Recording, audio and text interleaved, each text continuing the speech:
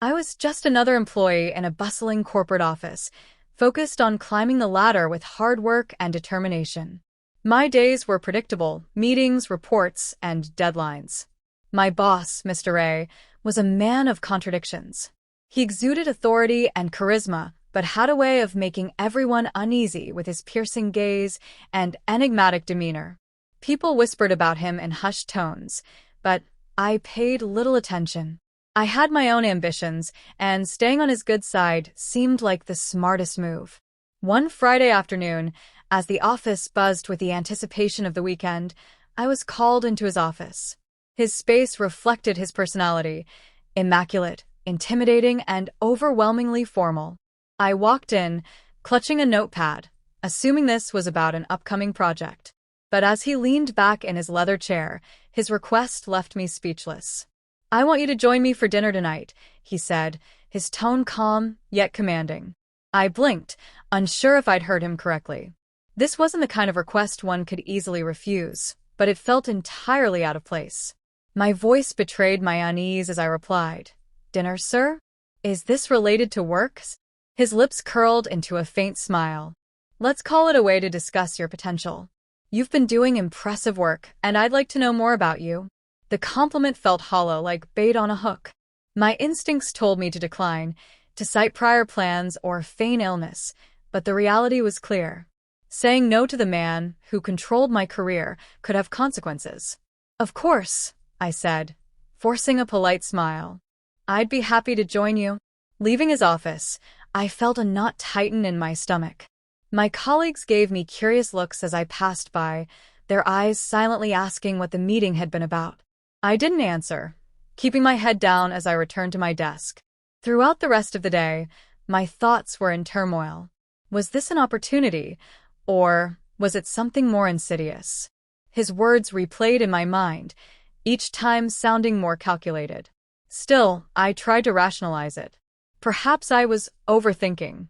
Maybe he truly wanted to mentor me. At exactly 7 p.m., I arrived at the restaurant he'd mentioned. It was far from the casual place I'd expected, a lavish venue with dim lighting, soft music, and an atmosphere that screamed exclusivity. I felt underdressed and out of place as the hostess guided me to our table. Mr. Ray was already there, impeccably dressed and exuding confidence. He stood as I approached, pulling out a chair for me. The gesture was courteous, almost chivalrous, but it only deepened my discomfort. "You look lovely," he said as I sat down, his tone bordering on personal rather than professional. "Thank you," I murmured, avoiding his gaze. The evening had just begun, but something told me this wasn't going to be an ordinary dinner. The table was set with precision: crystal glasses, gleaming silverware, and a faint aroma of fresh roses filling the air. I felt like I had stepped into a scene that wasn't meant for me. Mr. Ray sat across from me, his presence commanding as always, but this time, there was something softer about him. He smiled, something I rarely saw in the office, and for a moment, I wondered if I had misjudged him. He began the conversation casually, asking about my background, my family, and my aspirations. At first, it felt like small talk, but the way he listened, the way his eyes stayed fixed on mine, made me feel like he was genuinely interested. I found myself opening up more than I expected, sharing stories I rarely told anyone at work. "You're ambitious," he said after I finished recounting a childhood memory about always striving to be the best in school. "I admire that. Not everyone has the courage to chase what they want." I nodded politely, unsure of how to respond. His words seemed kind, but they carried an undertone that I couldn't quite place. Was he being sincere, or was this a calculated performance? The conversation shifted to him. He began sharing parts of his life that surprised me, stories of struggles in his early career, moments of failure that shaped his success. For a man who seemed so untouchable, his vulnerability was unexpected. He wasn't just my boss in that moment. He was a person with depth and experiences that made him relatable. But as the night went on, subtle things began to bother me. He made comments that lingered just a second too long, compliments that felt more personal than professional. "You have a way of carrying yourself," he said at one point, his gaze steady. "It's rare to see someone so composed under pressure." I thanked him, my voice carefully neutral. Inside, though, I felt the unease growing. This wasn't the type of conversation I expected to have with my boss. I glanced around the room, half wishing someone would interrupt us, but the restaurant was quiet, and it felt like we were in our own little world. At one point, his phone buzzed. He glanced at it briefly, and his expression shifted, just for a moment, but it was enough to catch my attention. He quickly put the phone face down on the table and changed the subject, asking me about my thoughts on leadership and ambition. The sudden shift felt deliberate, as if he didn't want me to think too much about what I'd just seen. The meal ended with him insisting on dessert, though I barely touched mine. As we wrapped up, he leaned back and said, "You have potential, more than I think you realize. I see something special in you." His words, though flattering, felt heavy with implication. As we walked out of the restaurant, I couldn't shake the feeling that tonight wasn't just about getting to know me better. There was something more to it, something I couldn't quite put into words. The tension between Mr. Ray and me became undeniable after that email. I found myself analyzing every interaction, every word he said. It was no longer possible to dismiss his behavior as professional interest. Each compliment, each request to stay late for important discussions felt calculated, like pieces of a puzzle I was being forced to assemble. One day, while organizing a stack of documents in his office, I stumbled upon something that made my stomach drop. A folder labeled with my name, tucked beneath other files on his desk. Curiosity overrode caution, and I quickly opened it. Inside were notes about my work performance, emails I'd sent, and even details about the dinner we'd had. One phrase stood out, scrawled in his handwriting, "Knows her worth." Could be useful if handled correctly. I froze. The words confirmed my worst fears. He wasn't interested in my skills or potential. He saw me as a tool, a means to an end. The warmth and praise he'd offered were nothing but manipulation to keep me compliant. My hands trembled as I returned the folder to its place, every ounce of respect I'd had for him crumbling in that moment.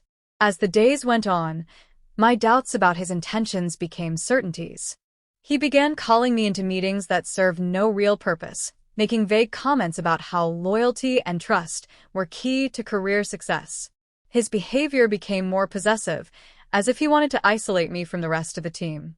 I noticed how he would subtly undermine my confidence, only to build me back up with flattery, a cycle designed to make me reliant on his approval. But what pushed me over the edge came from an unexpected source. A former colleague, someone I barely knew, reached out through a direct message. She didn't mince words. "Be careful with Ray," she warned. "He has a pattern. He'll act like he's mentoring you, but it's all about control. You're not the first, and you won't be the last." Her message left me reeling. I wasn't just part of some isolated scheme. I was another name in a long list of people he'd manipulated. I thought back to the whispers, the uneasy looks from my coworkers, and it all made sense now. I wasn't imagining it. Everyone knew, but no one dared to speak out. The betrayal hit me like a wave. I had worked hard to prove myself, to build a reputation based on merit. Yet here I was, reduced to a target for someone else's agenda. My anger began to overshadow the fear. He might have thought I was just another piece in his game, but I refused to let him win. I started documenting everything, emails, comments, even the accidental slip-ups he didn't think I noticed. I wasn't sure what my next move would be, but I knew one thing for certain: I wouldn't let him get away with this. If he underestimated me, he was about to realize just how wrong he'd been. The morning felt different as I walked into the office, a quiet determination settling over me. I had spent the weekend reflecting on everything, every red flag I'd ignored, every moment I'd brushed aside my instincts. I wasn't the same person who had nervously accepted that dinner invitation. I was done being silent, done letting him control the narrative. Mr. Ray called me into his office before lunch, as he often did now. His tone was overly casual, his demeanor confident, as if he believed he still had the upper hand. But this time, I wasn't going to let him dictate the conversation. "I've been thinking," I said, cutting him off mid-sentence, "about the way things have been lately." He raised an eyebrow, clearly caught off guard. "Oh? And what's on your mind?" I met his gaze, steady and unflinching. "I've noticed patterns, Mr. Ray. Things that don't align with the professional environment we're supposed to have here. I think it's time we address them." His smile faltered, just for a second, before he leaned back in his chair. "I'm not sure I follow," he said, his voice a shade colder. "But I didn't let him rattle me." "I've kept records," I said calmly. "Emails, notes, even the folder with my name on it. I know what's been going on.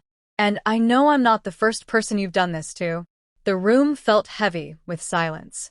For a moment, I thought he might deny it, but instead, he leaned forward, his expression hardening. "You don't understand how things work," he said, his voice low. "This isn't about you. It's about the bigger picture." I felt a surge of anger, but kept my tone even. "No, this is about me. You've used your position to manipulate and control people who trusted you. That ends now," he scoffed, shaking his head. "And what do you plan to do? Run to HR? They won't believe you. It'll be your word against mine." But he underestimated me again. "I don't need them to believe me," I said, pulling out a folder of my own. "I have everything documented. Every inappropriate comment, every email, every incident. And if HR won't listen, there are other avenues." I'm not afraid to speak up.